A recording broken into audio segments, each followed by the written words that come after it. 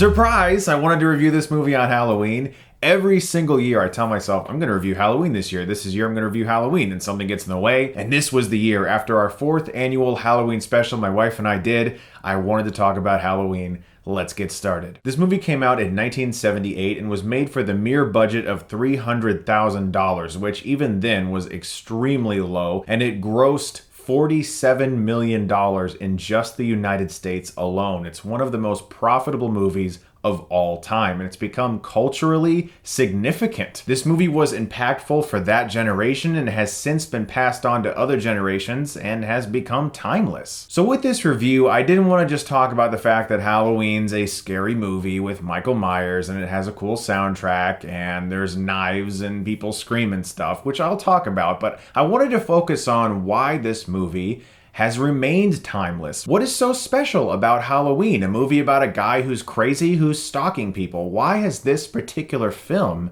impacted so many people? So as you probably know, Halloween is about Michael Myers, a young boy who in the very effective and chilling opening scene murders his sister. Michael!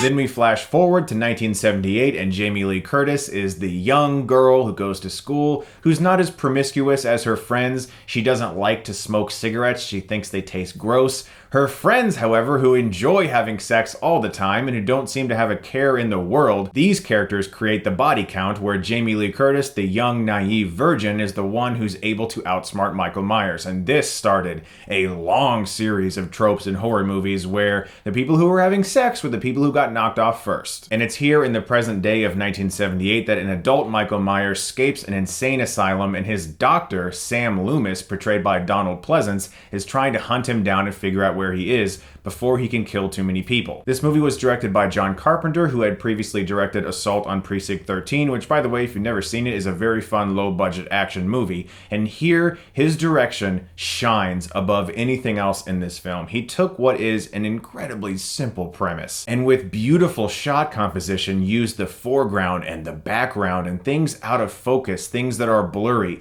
suggestions, hints of things, and a surprising lack of violence to take this film in a far better direction than perhaps it was on paper, because the dialogue in this film isn't anything to write home about. And of course, the iconic music composed and performed by Carpenter himself, despite the fact that he stated he can't write a note. It's kind of amazing how this film has become a classic, because so much of it was sort of left to chance. So much of it kind of seemed up in the air. The mask they bought for Michael Myers was for like $1 or something, a William Shatner mask that they spray painted white and cut out the eyes, and that since has become burned into the minds of many children's and adults' nightmares. But what is it exactly about Halloween that has made it so culturally impactful, that has made it so timeless? For me personally, I feel that beyond the nostalgia, beyond the fact that it's connected to a holiday, I feel that because at its core, this film examines evil and how evil can infect somebody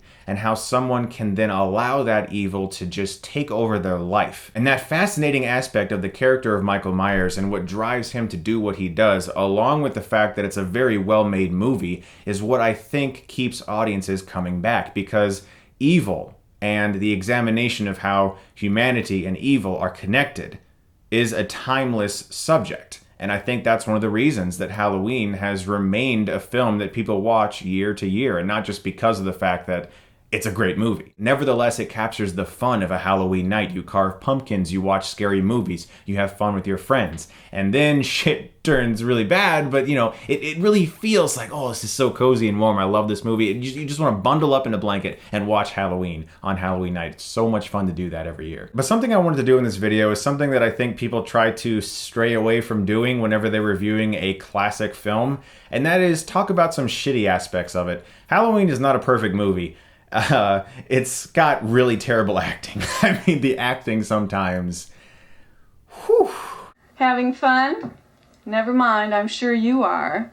Easily the best actor in this movie is Donald Pleasence. His performance is really good. His speech about evil and how he saw it in Michael Myers' eyes, one of the best scenes in the movie. I spent 8 years trying to reach him, and then another 7 trying to keep him locked up, because I realized that what was living behind that boy's eyes was purely and simply evil. And Jamie Lee Curtis is mostly fine. She gets a little over the top and a little whiny in the screaming scenes later. In fact, apparently Jamie Lee Curtis was horrified by her performance in this movie until John Carpenter told her she did a good job. But it's her friends, in particular the character of Annie. Lindsay, I hate this dog. There's also some very poor sound design at times. When Annie is being strangled, they reuse the exact same sound effect a few times. This movie was plagued by some of those technical issues because of the budget. It's something that you can overlook all these years later because the film, as I said, has been culturally impactful and significant in that way. And it's just a really well-directed movie and extremely fun, and it's a Halloween tradition. In regards to negatives, that's it. John Carpenter directed the shit out of this movie. It is so good looking. The score is awesome. It has remained timeless for a reason because of its examination of evil, I feel. And also because it's just a really fun horror film, and it started a genre, a long list of imitators of Halloween. I'm gonna give Halloween an A.